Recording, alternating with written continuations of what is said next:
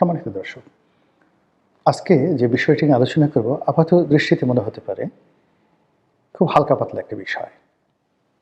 কিন্তু এই বিষয়গুলোর মধ্যে, খুব হালকা পাতলা বিষয়গুলোর মধ্যে বাঙালির যে বিবর্তন, বাঙালির যে অপভ্রংশ, বাঙালির যে অধঃপতন কিংবা বাঙালির যে উন্নয়ন, বাঙালির বর্তমান এবং বাঙালির ভবিষ্যৎ, এটা যে কতটা নির্ভরশীল সেই বিষয়গুলো আলোচনা করার চেষ্টা করব।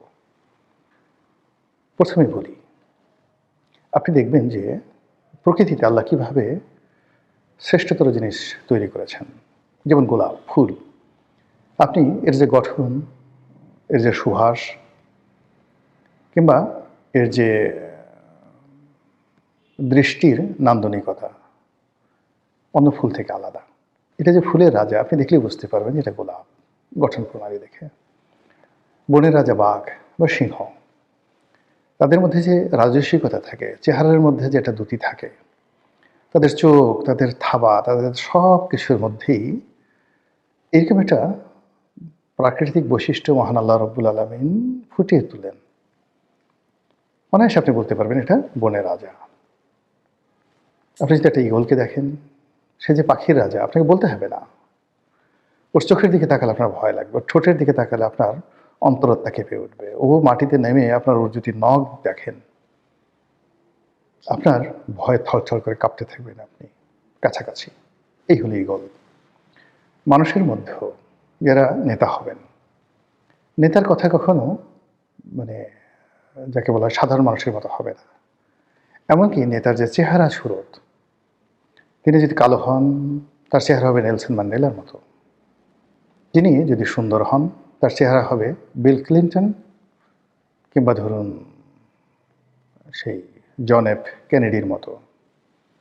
তিনি যদি কৃষ্ণাঙ্গ হন, তাহলে তার চেহারা হবে বারাক ওবামা কিংবা মার্টিন লুথার কিং জুনিয়রের মতো কিংবা মোহাম্মদ আলী কেলের মতো। এভাবেই প্রকৃতি সৃষ্টি করে, কিন্তু আপনাকে দেখতে বিদঘুটে, নাক বাঁকা, কান বাঁকা, সামনের দাঁতগুলো বের হয়ে আছে, মানে ৩-৪টা ওই যে দাঁত থাকে নকল দাঁতের মতো, ভিলেনের যে দাঁতগুলো থাকে না, এরকম ৪-৫টা দাঁত সামনে উঁচু হয়ে আছে।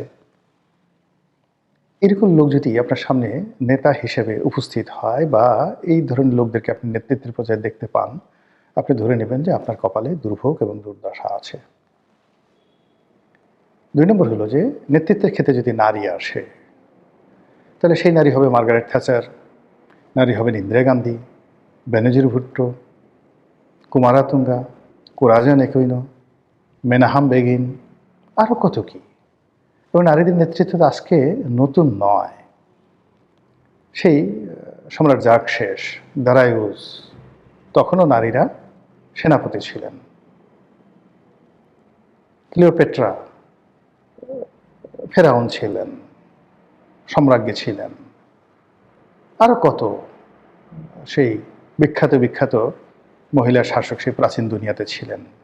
রানী বিলকিসের কথা তো আপনারা জানেনই। কিন্তু সেখানে যদি অদ্ভুত আকৃতির কিছু মেয়ে চলে আসে, যারা কথা বলার আগে মুখ দিয়ে দুর্গন্ধ ছড়ায়, কথা বলার আগে তাদের যৌনতা তারা প্রদর্শন করে, যৌনাঙ্গ তারা প্রদর্শন করে, এরা তো নারী হতে পারে না। এরা যাকে বলা হয় সেক্স ডল হতে পারে, এরা নেতা হতে পারে না। এবং এই সমস্ত মানুষ যখন নেতৃত্বের জায়গাতে কোথাও আপনি দেখেন, তখন ধরে নেবেন যে আপনার দুর্ভোগ এবং দুর্দশা চলে এসছে। আর যখন দেখবেন যে স্বাভাবিক, আমাদের দেশে দেখেন যারা নারী নেতৃত্ব, শেখ হাসিনা, খালেদা জিয়ার কথা বাদ দেন, আপনি ইলা মিত্রর তো নাম শুনেছেন, আপনি ইলা মিত্রের ছবিটা দেখেন তো কেমন লাগে, সরোজিনী নাইডুর ছবিটা দেখেন তো আপনার কাছে কেমন লাগে। আমাদের এই বাংলাদেশে সাজিদা চৌধুরী, মতিয়া চৌধুরী, আপনি দেখেন তাদেরকে কেমন লাগে নেত্রী হিসেবে। বিএনপির মধ্যে এরকম অনেক নেত্রী রয়েছেন যারা ৮০-র দশকে বেগম জিয়ার পাশাপাশি থাকতেন। তো সেই দিক থেকে এখন নেত্রীকে প্রমীলা হতে হবে, নেত্রীকে সুন্দরী হতে হবে, নেত্রীকে আর কি বলবো, দেখলেই মনে হয় অন্য কিছু, নেত্রী নয়। এরকম যখন একটা ঘটনা ঘটে, তখন ধরে নিতে হবে যে রাজনীতির বিবর্তনে অনেক দুঃসময় আমাদের জন্য অপেক্ষা করছে। তো সেই দিক থেকে গত ১৭ এবং ১৮ মাসে এমন কতগুলো চেহারা দেখতে হচ্ছে, এইগুলো বাঙালির মতো মনে হচ্ছে না।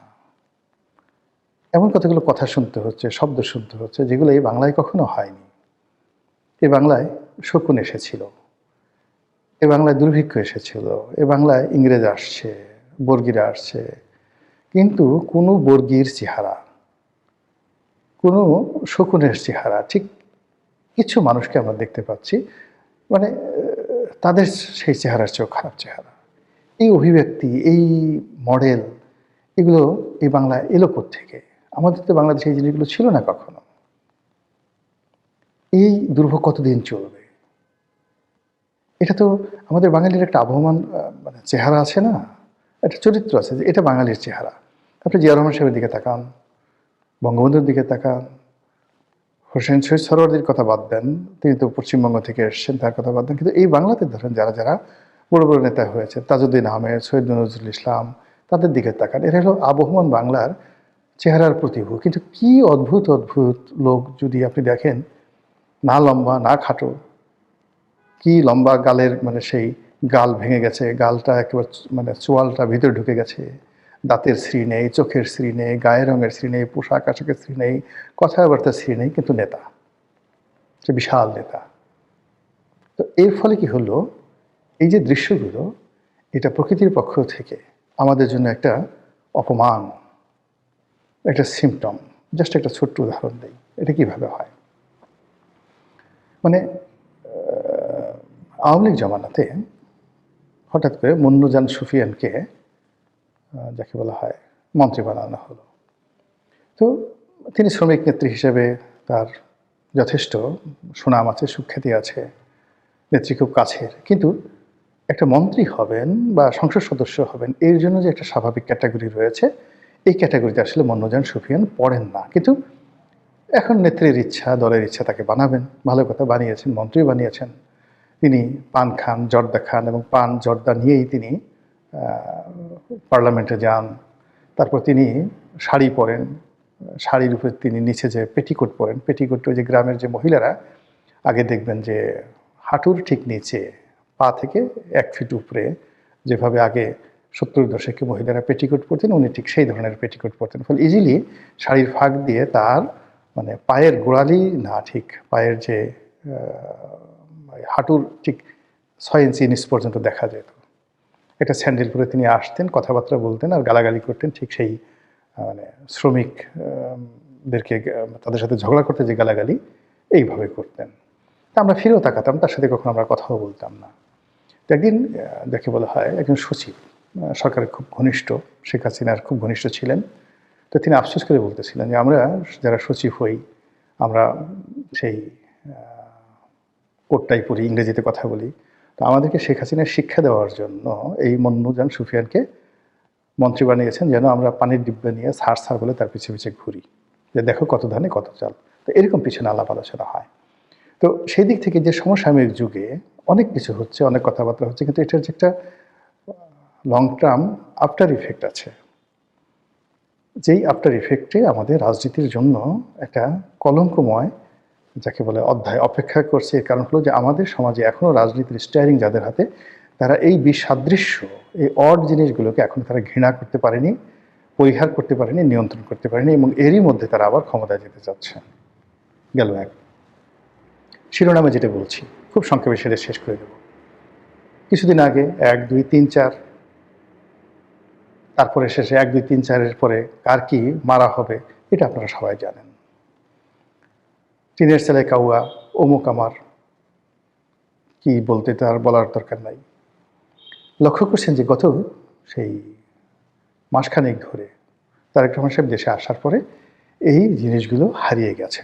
এখন আর কেউ 1, 2, 3, 4 বলেনি, আর এখনও টিনের ছেলে কাউয়া এই শব্দগুলো কেউ বলেনি গত 15 দিনে, কিন্তু লিখে রাখেন।